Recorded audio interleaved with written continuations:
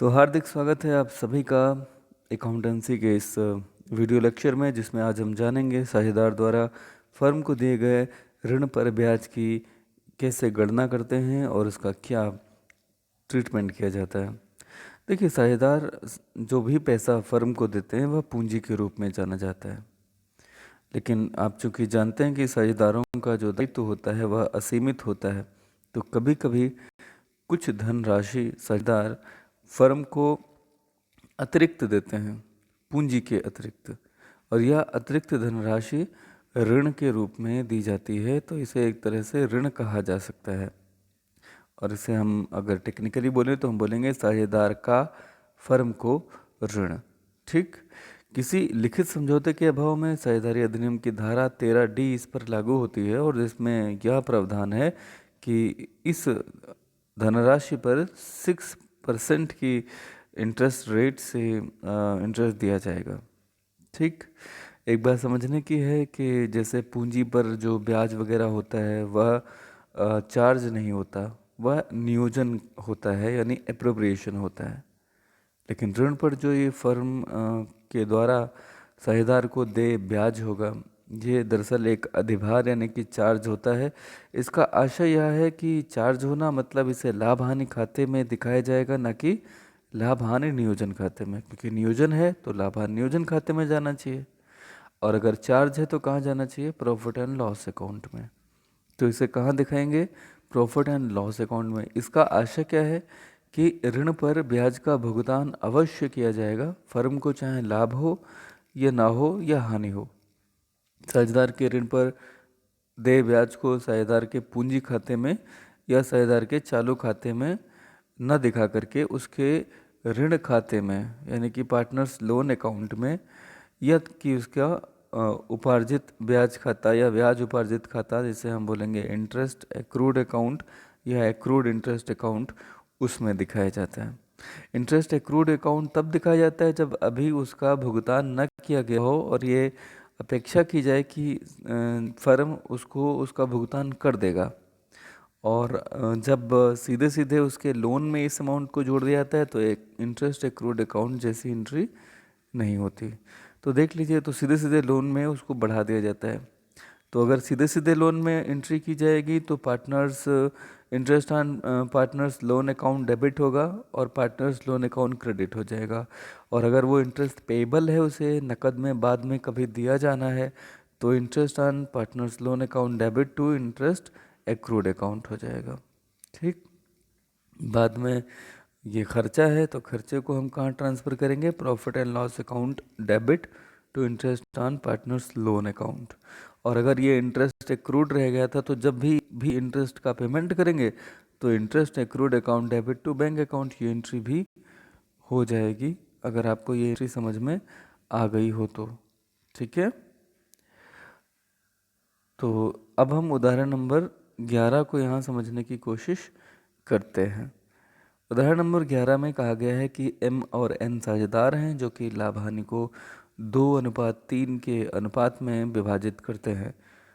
उनकी पूंजी क्रमशः 20,000 और 10,000 है। 1 जुलाई 2015 को M तथा N ने फर्म को क्रमशः 40 और 20,000 ऋण के रूप में दिए। निम्न वैकल्पिक परिस्थितियों में वर्ष 2015 के लाभ हानि का विभाजन कीजिए। यदि ब्याज से पहले वार्षिक लाभ 2100 हो, यदि ब्याज से पहले वार्षिक लाभ 1500 हो, और यदि ब्याज से पहले वार्षिक हानि 1500 हो। देखिए, लाभ चाहे कम हो, ज़्यादा हो या हानि हो, दोनों परिस्थितियों में ऋण पर ब्याज दिया ही जाता है। तो देखिए, आपने सबसे पहले प्रॉफिट एंड लॉस अकाउंट बनाया है। ये प्रॉफिट एंड लॉस अकाउंट है, profit and loss appropriation account नहीं।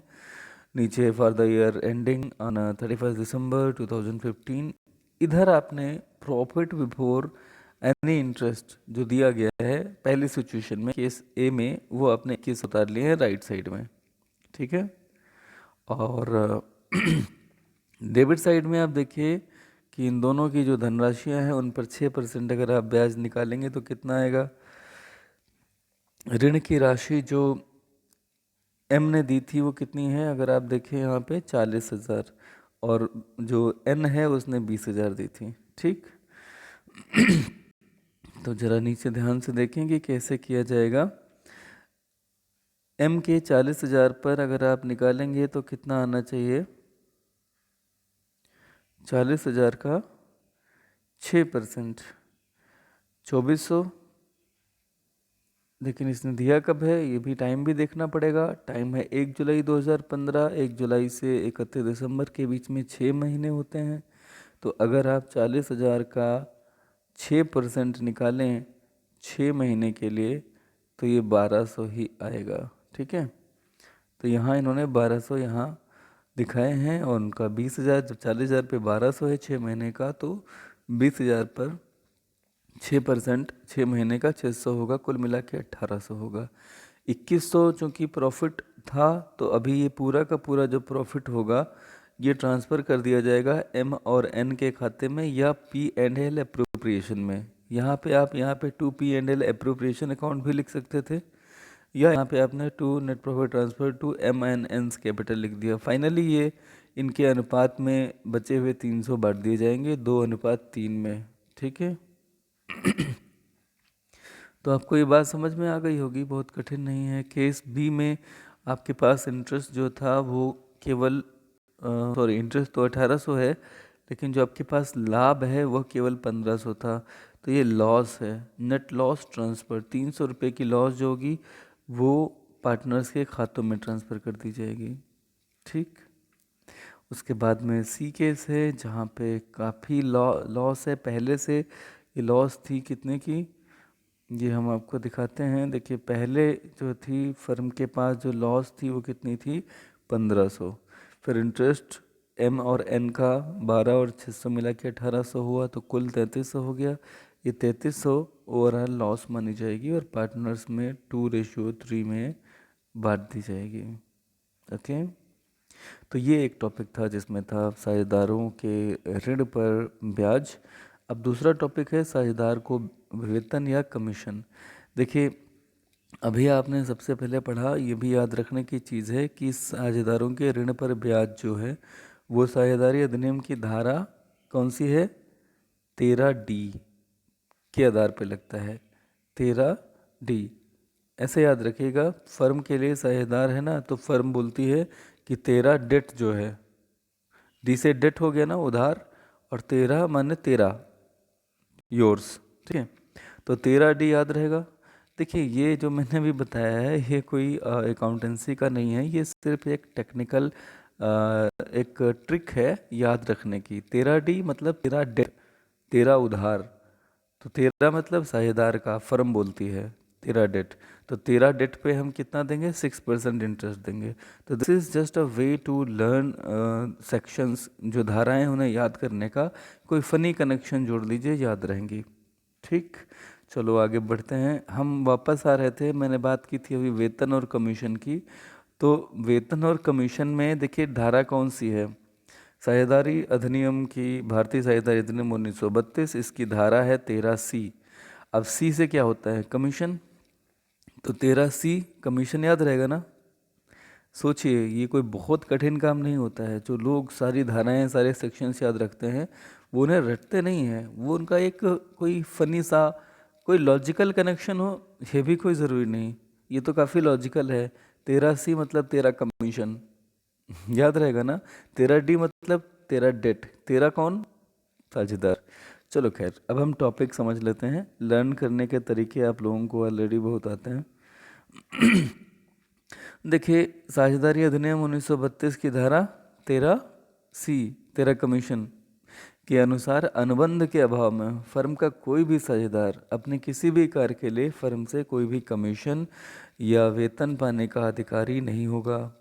परंतु यदि कोई साझेदार अन्य साझेदारों से अधिक कार्य करता है तो आपसी अनुबंध के आधार पर, यानी कि अगर सारे सहमत हों और उनके बीच में ऐसा समझौता हुआ हो, तो अतिरिक्त कार्य करने वाले को, अधिक कार्य करने वाले को वेतन या कमीशन के रूप में पारिश्रमिक दिया जा सकता है। साझेदारी संलेख में यह स्पष्ट उल्लेख होना चाहिए कि किसी साझेदार को किस आधार पर पारिश्रमिक का भुगतान होगा? साधारणतया साझेदार को वेतन या कमीशन का भुगतान नकद नहीं किया जाता, बल्कि वेतन और कमीशन की राशि को लाभ हानि नियोजन खाते में डेबिट कर दिया जाता है और उसके पूंजी खाते में यह राशि क्रेडिट कर दी जाती है। अगर पूंजी खाते परिवर्तनशील नहीं है तो फिर चालू खाते में ये धनराशियाँ ट्रांसफ़र की जाएंगी। तो फिलहाल आप देखिए, फर्म के लिए सैलरी पार्टनर को या पार्टनर को कमीशन एक खर्चा है। खर्चे क्या होते हैं? डेबिट होते हैं। तो पार्टनर सैलरी या commission account debit to partners capital account. मैंने अभी कहा था हम कैपिटल के अलावा करंट अकाउंट में भी ये ट्रांसफ़र कर सकते हैं। नरेशन क्या होगा? फॉर पार्टनर सैलरी और commission credited to partners capital और करंट अकाउंट। दूसरा, ये अभी आपने पढ़ा कि इसको हम प्रॉफिट एंड लॉस से प्रिपरेशन अकाउंट में दिखाते हैं, क्योंकि ये चार्ज नहीं है, ये तभी दिया जा सकेगा जब फर्म को लाभ होगा। तो profit and loss preparation account debited to profit partner salary and commission account. एक उदाहरण से इसे जल्दी से देख लेते हैं। उदाहरण नंबर 12, ए और बी साझेदार हैं, 2:1 में लाभ हानि बांटते हैं। पूंजियाँ 10 लाख और 5 लाख हैं। प्रत्येक साझेदार अपनी पूंजी पर 8% ब्याज पाने का अधिकारी है। बी 3500 मासिक वेतन और लाभों में से पूंजियों पर ब्याज एवं वेतन और उसका कमीशन घटाने के पश्चात लाभों का 10% कमीशन पाने का अधिकारी है। इस बात को फिर से सुन लीजिएगा, समझ में आ जाएगा। बी रुपये 3500 मासिक वेतन पाएगा, तो मासिक वेतन है, इसको पहले सालाना लेंगे। दूसरा क्या है? तथा, इतना तो पाएगा ही, तथा मतलब साथ में और भी लाभों में से पूंजियों पर ब्याज, यानी कि लाभ अगर होगा तो पूंजी पर ब्याज भी मिलेगा, एवं वेतन और उसका कमीशन घटाने के पश्चात जो उसका वेतन है और जो उसका कमीशन है उसको घटाने के पश्चात जो लाभ बचेगा उसका 10% पाने का अधिकारी है। तो जरा सा ध्यान से सोचिएगा, सुनिएगा। आपने पिछले साल मैनेजर कमीशन निकालना सीखा था जब आप अंतिम खाते में समायोजनाएं पढ़ रहे थे। तो मैनेजर कमीशन में अगर ये दिया होता था कि मैनेजर का कमीशन उसका कमीशन घटाने के पश्चात जो लाभ होगा उसका 10% है, तो आप उसमें फार्मूला क्या लगाते थे? आप उसमें फार्मूला जो लगाते थे वो होता था लाभ, पूर्व लाभ कह लीजिए, कमीशन से पूर्व लाभ गुणे दर बटे 100 प्लस दर। याद आ रहा है? तो ये जो होता था दर बटे 100 प्लस दर, वही यहाँ लगेगा कि यहाँ पे भी है पश्चात। ठीक है, तो इसे कैसे करेंगे ये अभी आप नीचे इसके सोल्यूशन से अच्छे से समझ जाएंगे। पहले क्वेश्चन समझना ज़रूरी है। बी 3500 रुपये मासिक वेतन पाएगा और लाभों जो मासिक वेतन होगा उसके बाद क्या है? लाभों में से पहले पूंजियों पर ब्याज दिया जा चुका होगा, वेतन भी दिया जा चुका होगा, और जब कमीशन भी उसका घटाया जा चुका होगा तो जो बचेगा ऐसा लाभ, जो शुद्ध लाभ बचेगा उस पर 10% कमीशन पाने का अधिकारी है।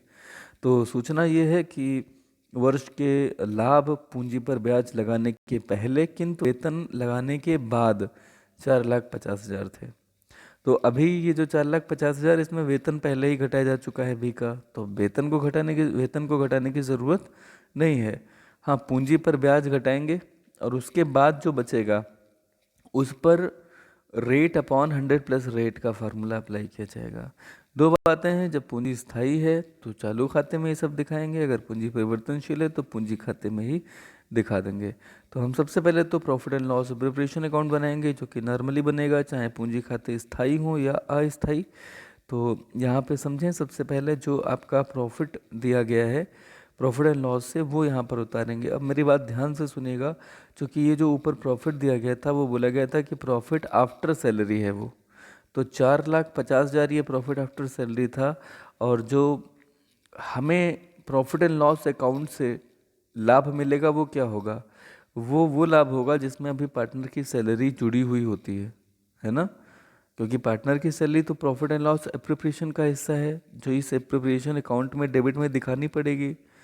तो वो अगर उसमें शामिल नहीं थी तो उसमें जोड़ करके तब हम यहाँ पर प्रॉफिट एंड लॉस से मिलने वाला बैलेंस जान पाएंगे कि ये भले 4,50,000 है लेकिन ये आफ्टर सैलरी इन्होंने बताया हुआ था, तो इसमें हम सैलरी के 42,000 जोड़ लेंगे। 42,000 कैसे आएगा?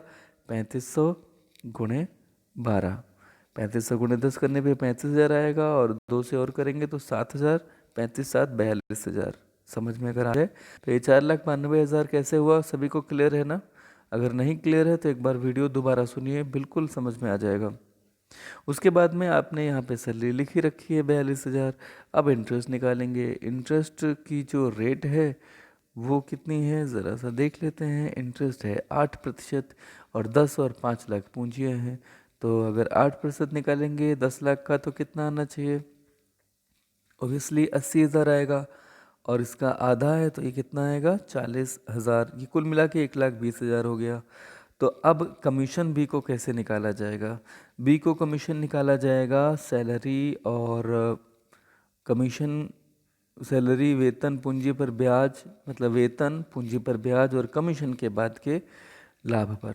तो देखिए, पार्टनर्स का कमीशन निकालने के लिए आपको ये देखना होगा कि कमीशन घटाने के पहले का प्रॉफिट कितना है। 4,50,000 में एक तो आपको इंटरेस्ट ऑन कैपिटल घटाना पड़ेगा। 4,50,000 में वेतन शामिल नहीं, वो पहले ही घट चुका है। तो हमने केवल इंटरेस्ट ऑन कैपिटल घटा दिया तो 3,30,000 आया। ये क्या है? Profit before charging commission. तो बीज कमीशन आफ्टर चार्जिंग सच कमीशन कैसे आएगा? 3,33,000 इंटू रेट अपॉन 100। रेट कितनी है? 10%। तो into rate upon 100 plus rate, यानी कि 100 अपॉन 110, और इस तरह से इसका कमीशन आ जाएगा 30,000। ओके, तो ये वही है जो मैनेजर का कमीशन हम पहले निकालते थे, तरीका वही है। अगर मैनेजर का कमीशन लाभ, कमीशन घटाने के पश्चात के लाभ पर निकालना होता था तो हम क्या लगाते थे? कमीशन घटाने से पूर्व का लाभ गुणे दर बटे 100 प्लस दर। तो ये यहाँ पे वही किया गया है, 10/100 प्लस 10 यानी कि 110। ठीक, अगर पूंजी खाते फिक्स्ड होंगे तो कैपिटल अकाउंट में जितनी पूंजी थी बैलेंस ब्रॉट डाउन करा, 10,05,000, यही टोटल किया 10 लाख, और यहाँ टोटल में लिखे ऊपर कोई रकम नहीं थी तो ये बैलेंसिंग फिगर के तौर पे 10 लाख और 5 लाख आ जाएंगे। यहाँ लिखेंगे टू बैलेंस कैरिड डाउन। और करंट अकाउंट में आपको सबसे पहले सैलरी उतारनी है। सैलरी केवल बी को मिली है, यहाँ ए को नहीं मिला, तो यहाँ पर जब आप खाता बना रहे होंगे तो डैश लगाएंगे। इंटरेस्ट ऑन कैपिटल 80,000, 40,000 दोनों को मिलने हैं। कमीशन केवल मिलना है बी को, तो यहाँ ए में फिर से डैश लगाएंगे। बी में कितना? 30,000। एंड यहाँ पे आप profit and loss appropriation account में जो उनका प्रॉफिट में शेयर था वो कितना था? 2 लाख और 1 लाख। ये कैसे पता चला था? ये ऐसे पता चला था कि आपने 4,92,000 इधर उधारा था, इसमें वेतन के 42,000, इंटरेस्ट ऑन कैपिटल के 1,20,000 और कमीशन के 30,000 घटा दिए थे। तो फाइनली 4,92,000 इधर का टोटल था, वो इधर उतारा था।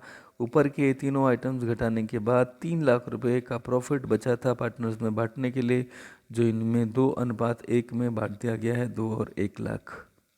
यही 2 और 1 लाख यहाँ पे profit and loss of preparation account करके लिखा हुआ है। 2 लाख और 1 लाख ए और बी के पूंजी खाते करंट अकाउंट के क्रेडिट में।